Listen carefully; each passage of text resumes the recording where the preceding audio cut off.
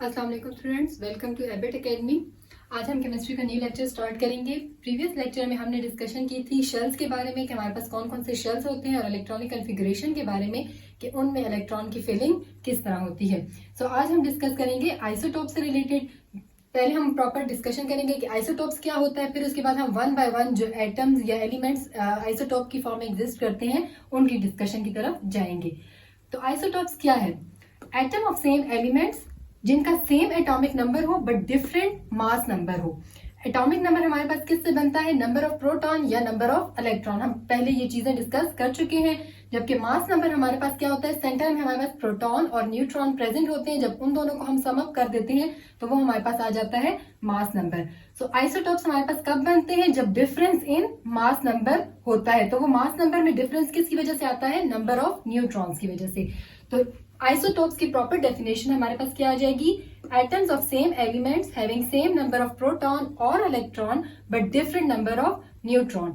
यहाँ पे हमारे पास एटम्स जो है उनके एलिमेंट्स में नंबर ऑफ प्रोटॉन और इलेक्ट्रॉन सेम होगा लेकिन नंबर ऑफ न्यूट्रॉन डिफरेंट होगा। तो बेसिकली आइसोटोप्स का जो रीजन है वो क्या है? Number of neutrons.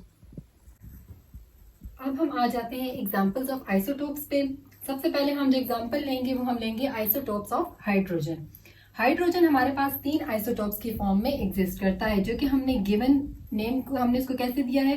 प्रोटियम जिसको H से रिप्रेजेंट किया जाता है, ड्यूट्रियम जिसको D से रिप्रेजेंट किया जाता है, ट्रिटियम जो कि T से रिप्रेजेंट होता है। ये 3 जो है वो आइसोटोप्स है हमारे पास हाइड्रोजन के। अब जो हमारे पास ऑर्डिनरी हाइड्रोजन है वो कौन सा है? प्रोटियम। ये सबसे ज्यादा अमाउंट में एग्जिस्ट करता है और आउट ऑफ 100 कितना होगा? 99.985% जो है वो हमारे पास प्रोटियम एग्जिस्ट करेगा। जबकि ड्यूट्रियम जो है वो हमारे पास 0.015% मतलब बहुत थोड़ी अमाउंट में एग्जिस्ट करता है। अब हम आ जाते हैं ट्रिटियम के फॉर्म पे। तो ये जो है वो बहुत कम मतलब 0 के भी आगे बहुत कम पॉइंट्स की फॉर्म में हमारे पास ट्रिटियम एग्जिस्ट करेगा। हमारे पास जो आइसोटोप्स हाइड्रोजन है उनमें क्या होगा? जितने भी आइसोटोप्स हैं सब में नंबर ऑफ प्रोटॉन और इलेक्ट्रॉन सेम रहेगा। मीन तीनों के तीनों जो फॉर्म्स हैं उनमें 1 प्रोटॉन होगा 1 इलेक्ट्रॉन होगा, लेकिन जो नंबर ऑफ न्यूट्रॉन है वो तीनों आइसोटोप्स में वेरी करेगा। जो हमारे पास फर्स्ट आइसोटोप्स था प्रोटियम, इसमें हमारे पास प्रोटॉन भी 1 है इलेक्ट्रॉन भी 1 है, लेकिन यहाँ पे न्यूट्रॉन क्या है? 0 है। ड्यूट्रियम में हमारे पास प्रोटॉन 1 इलेक्ट्रॉन 1 लेकिन 1 ही न्यूट्रॉन होगा।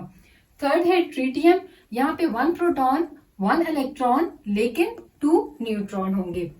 जितने भी आइसोटोप्स हैं हाइड्रोजन के, इनकी केमिकल प्रॉपर्टीज सेम होंगी। कि वो केमिकल प्रॉपर्टीज किस पे रिलाई करती हैं? वैलेंस इलेक्ट्रॉन पे।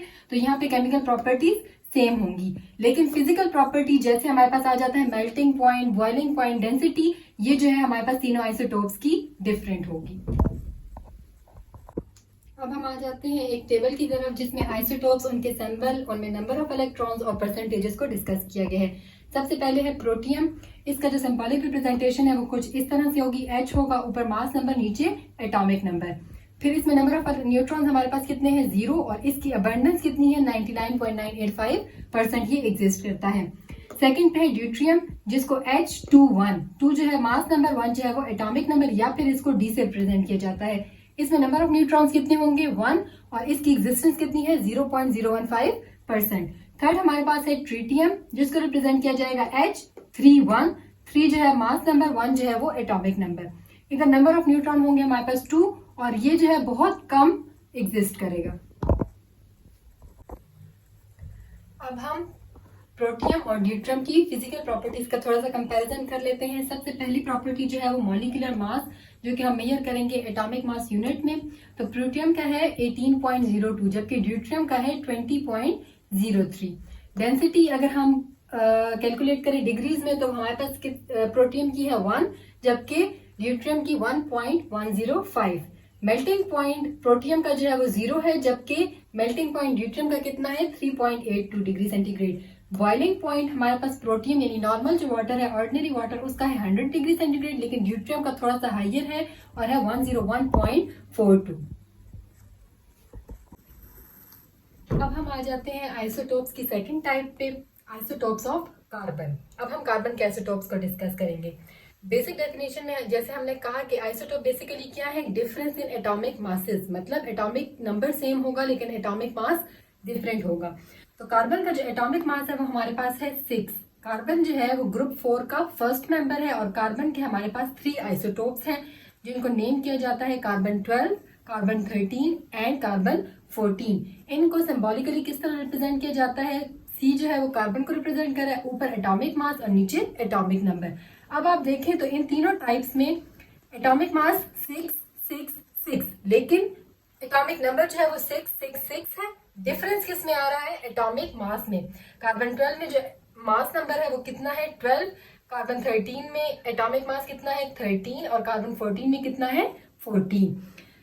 अगर हम देखें आइसोटोप्स का, हमने बेसिक डेफिनेशन भी जब कहा कि एटॉमिक नंबर सेम है, mean 6 proton and 6 electron. Difference किस पे आएगा, नंबर ऑफ न्यूट्रॉन में। कार्बन 12 में हमारे पास नंबर ऑफ न्यूट्रॉन कितने हैं 6, कार्बन 13 में नंबर ऑफ न्यूट्रॉन है 7 और कार्बन 14 में हमारे पास नंबर ऑफ न्यूट्रॉन है 8।